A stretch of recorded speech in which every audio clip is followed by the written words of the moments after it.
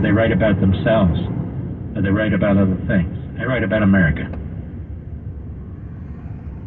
I write about America.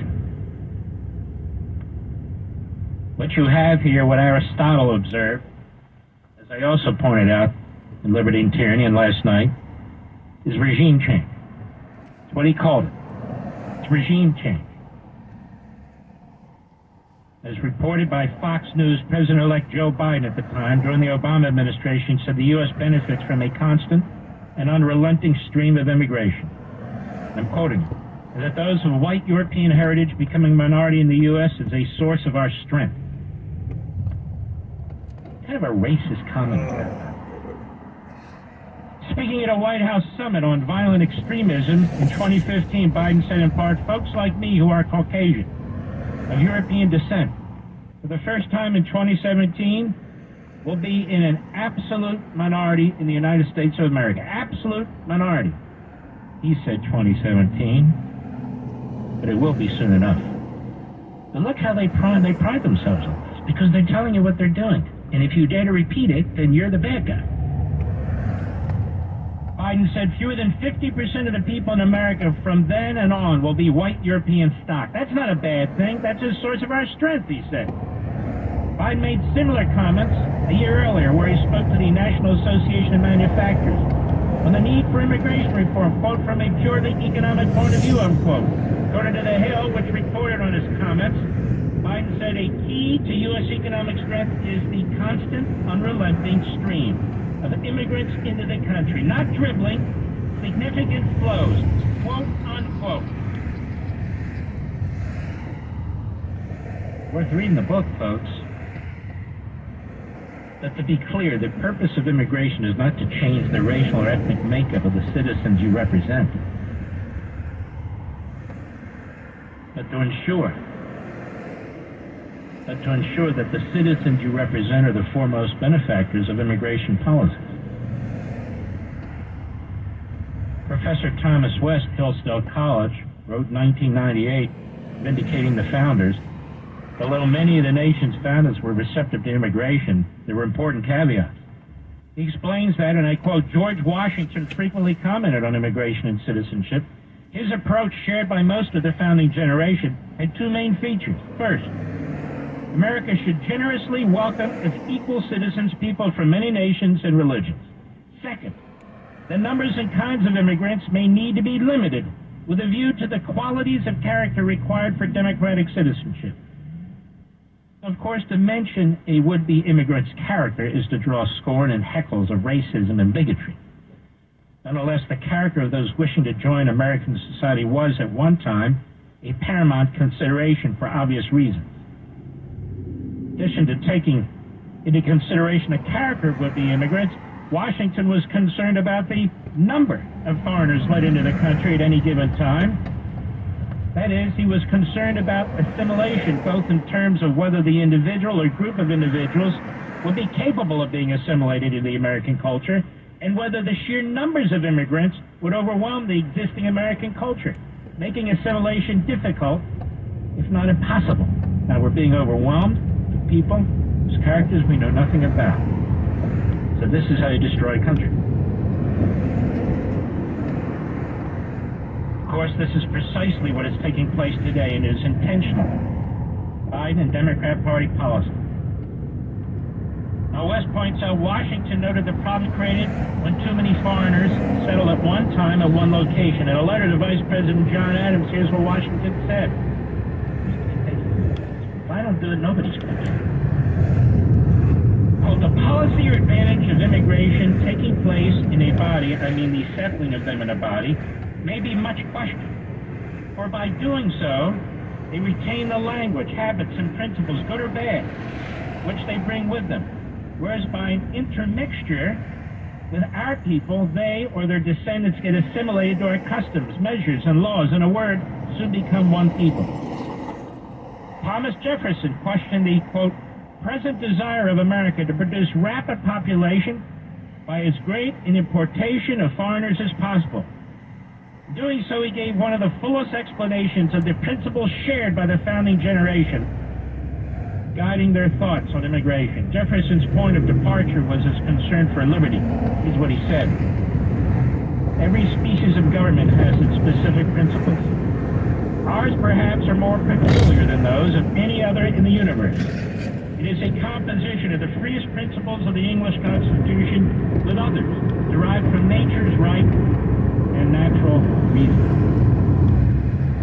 In other words, Jefferson was alluding to the uniqueness of the American culture and society and the principles on which it was founded, as set forth in the Declaration of Independence, the constitutional system, established to undergird those principles and unique nature of America's Republican government. Message received. And this is another reason you can't just have open borders, anybody can come in. And as much as most foreigners immigrating to the United States have been marinated in other cultures and governing systems, Jefferson argued that mass migration makes it much more difficult, if not impossible, to assimilate these individuals into American culture and society. Hamilton said the same thing, and I won't bother quoting. But America's founding fathers believed that the purpose of immigration was to benefit the existing citizenry and society, not the interests of aliens who wish to come to the United States. After all, the representatives of the people are supposed to represent the people. That's the point of representative government, not championing the interests of foreign nationals. But for the Democrat Party, as Biden essentially declared, the purpose of immigration is the fundamental transformation of America, or more specifically, the citizenry. For Biden, the only issue that matters is the racial makeup of immigrants and the speed by which their policies will change the existing majority-minority racial demographic. Because Biden is a racist. And he always has been. For the Democrat Party, immigration is also viewed as another opportunity for fundamentally transforming American society and culture. It sees new immigrants as blank slates, unattached to the nation's founding principles and history, and capitalist system in America's culture. So these new immigrants could be more easily indoctrinated, manipulated, and persuaded by the party's advocacy of civil rights Marxists and political authoritarianism. And of course, the Democrat Party is convinced that its domination of the media, entertainment, and academia, plus its racist and segregationist propaganda, will appeal to new immigrants more effectively than to homegrown U.S. citizens. This is primarily why Biden, the Democrat Party, and the American Marxists insist on open borders and have no intention of reversing course. And he goes on for another 25 pages. Pull this book out repeatedly. I don't care if one more copy sells. I pull this book out repeatedly because it's the most important book of this election. Because the Democrat Party does hate America.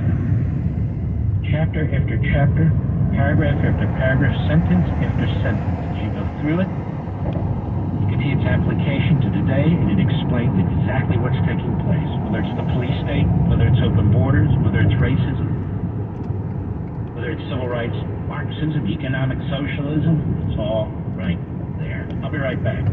Mark Lopin.